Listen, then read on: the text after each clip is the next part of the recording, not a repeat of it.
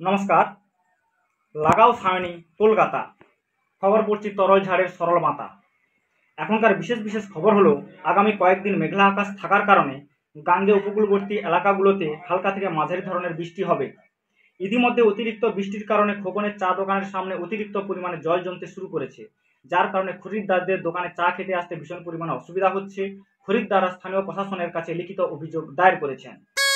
অপরদিকে হালকা দক্ষিণ পশ্চিম কোণে বাতাস হওয়ার কারণে ভজাদা তার পান স্টলে চিপস কুড়কুড়ি ঝোলাতে পারছেন না, তাই ভজাদা আবহাওয়া দপ্তরের কাছে লিখিত রিপোর্ট তলব করেছেন। এতদিন ধরে গ্রামগঞ্জে মানুষের মুখে একটাই প্রশ্ন ছিল, সিঙ্গাড়ার ভিতরে আলু ঢুকলো কি করে। অবশেষে জানা গেল নবোদয় ছিল এর মূল মাস্টার মাইন্ড। দীর্ঘদিন ধরে তিনি এই সিঙ্গাড়ার ভিতরে আলু ঢুকিয়ে আসছিলেন। স্থানীয়রা তার বিরুদ্ধে অভিযোগ দায়ের করে লোকাল থানায়। অভিযুক্ত ব্যক্তি সমস্ত দায় স্বীকার করেছে। খবর নজর রাখবো অপর আরেক দিকে। আকসারের গোয়াল ঘরে হঠাৎ এক ভমাছি অসুস্থ অবস্থায় ঢুকে পড়ে, কিন্তু আকসারের দুষ্টু গরু এক লজের ঝাপটায় ওই মাছিটিকে সজোরে আঘাত করে। ছটফট করতে করতে মাছিটি মাটিতে লুটিয়ে পড়ে। স্থানীয়রা তড়িঘড়ি মাছিটিকে হসপিটালে নিয়ে গেলে চিকিৎসকরা তাকে মৃত বলে ঘোষণা করে। পুলিশ এসে গরুটিকে আটক করেছে। অন্যদিকে রাস্তাঘাটে বড়সড় দুর্ঘটনার কোনো খবর নেই, যদিও রাস্তায় প্যাসেঞ্জার খুবই কম।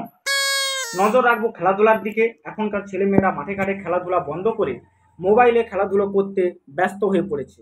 তাতে মনে হয় আগামী দিনে খেলাধুলা ঠিক বিলুপ্তির পথে চলেছে।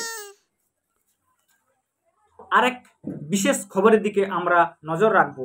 সোশ্যাল মিডিয়া নিয়ে এলো ফেসবুক প্রেমীদের জন্য এক দারুণ সুযোগ।